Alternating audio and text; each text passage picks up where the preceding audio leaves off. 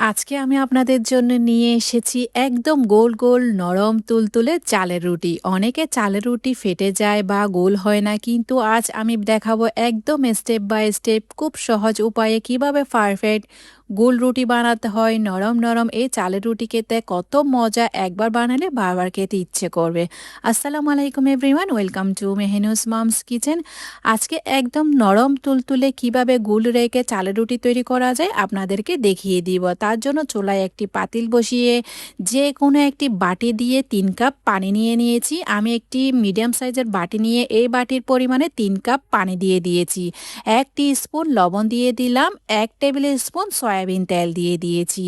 এবার তেল লবণ পানির সাথে ভালো করে মিশিয়ে নিতে হবে। মিশিয়ে নেওয়ার পর এই পানিটাকে একদম বলক উঠিয়ে নিতে হবে। কয়েকবার বলক উঠানোর পর তারপর এখানে আমি দিয়ে দিয়েছি 2.5 কাপ চালের গুঁড়া। যে বাটি দিয়ে আমি পানি মেপে দিয়েছি ওই বাটি দিয়ে আমি 2.5 কাপ চালের গুঁড়া দিয়ে দিয়েছি। যেহেতু আমি এই বাটি দিয়ে 3 কাপ পানি ইউজ করলাম, 3 কাপ পানির জন্য 2.5 কাপ শুকনা চালের গুঁড়া। আর যদি ভিজা চালের গুঁড়া হয় তাহলে এখানে পানির পরিমাণটা একটু কমিয়ে দিবেন। যদি আপনারা ভিজা চালের গুঁড়া ইউজ করেন সেক্ষেত্রে কি করবেন, যতটুকু পানি নেবেন ততটুকু ভিজা চালের গুঁড়ার দিয়ে এই খামিরটা তৈরি করে নেবেন। আমি আজকে যেহেতু শুকনা চালের গুঁড়া দিয়ে এই রুটিগুলো তৈরি করব, সেহেতু এখানে 3 কাপ পানির জন্য 2.5 কাপ আমি শুকনা চালের গুঁড়া নিয়ে নিয়েছি।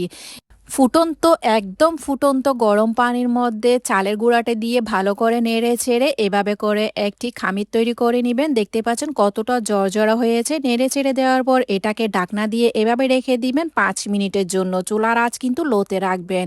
5 মিনিট পর ঢাকনা উঠিয়ে আরেকবার নেড়ে ছেড়ে দিতে হবে। নেড়ে ছেড়ে দেওয়ার পর এই পর্যায়ে একদম চালের গুঁড়াটি সেদ্ধ হয়ে গিয়েছে। তখন কি করবেন, আপনি চুলাটা বন্ধ করে দিয়ে এভাবে রেখে দিবেন আরও 5 থেকে 10 মিনিটের জন্য। আপনাদেরকে আমি দেখিয়ে দিচ্ছি। চুলাটা বন্ধ করে এভাবে ঢাকনা দিয়ে আমি 5 মিনিটের জন্য রেখে দিব। ততক্ষণে এই খামিরটা একদম পুরোপুরি সেদ্ধ হয়ে যাবে। আরেকবার নেড়ে ছেড়ে দিয়েছি। নেড়ে ছেড়ে দেওয়ার পর আপনাদেরকে দেখিয়ে দিচ্ছি এই খাইটা বা ডোটা একদম পুরোপুরি সেদ্ধ হয়ে গিয়েছে। এটাকে আমি একটি থালাতে উঠিয়ে রাখছি। উঠিয়ে রাখার পর দেখতে এই অবস্থায় অনেক জর্জরা লাগছে। এগুলাকে ভালো করে মতে নিতে হবে। তার জন্য এখানে আমি গরম পানি নিয়ে নিয়েছি।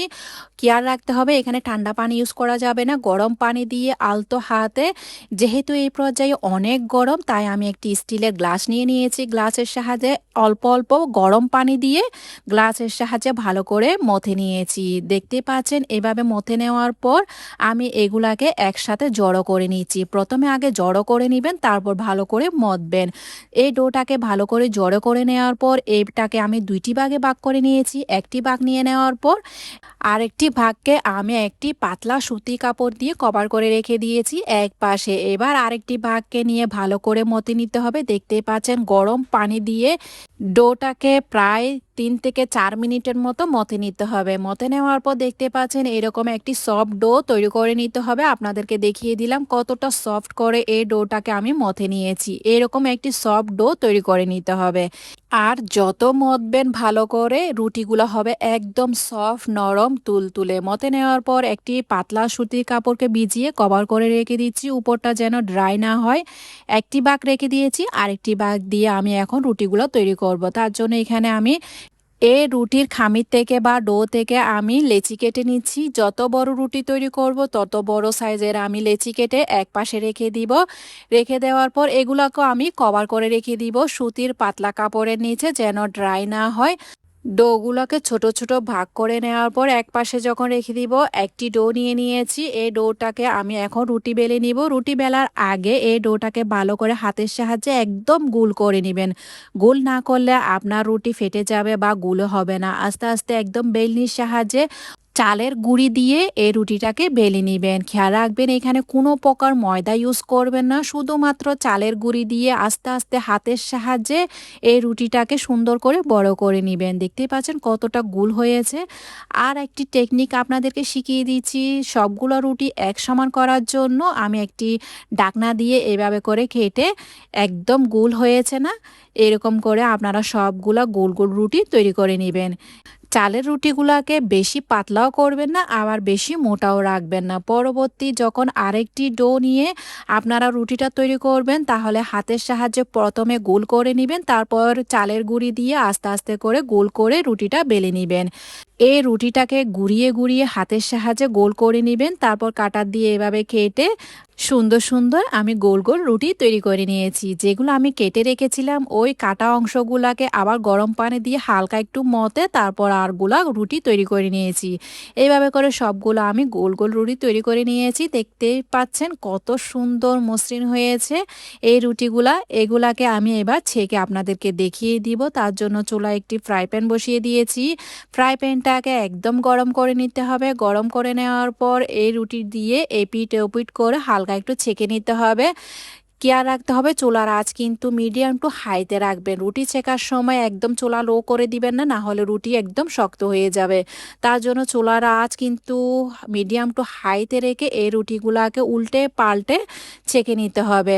রুটিগুলোর মধ্যে যেন কোনো প্রকার দাগ না পড়ে বা রুটি যেন কালচে না হয়, সেজন্য যতবার আপনি রুটিগুলা ছেঁকার জন্য রুটি তাওয়াতে দিবেন, তাওয়া ভালো করে মুছে নিবেন। যতবার রুটি দিবেন ততবার তাওয়াকে ভালো করে মুছে তারপর আপনি রুটিটা দিয়ে দিবেন, তারপর রুটিগুলাকে ভালো করে ছেঁকে নিবেন।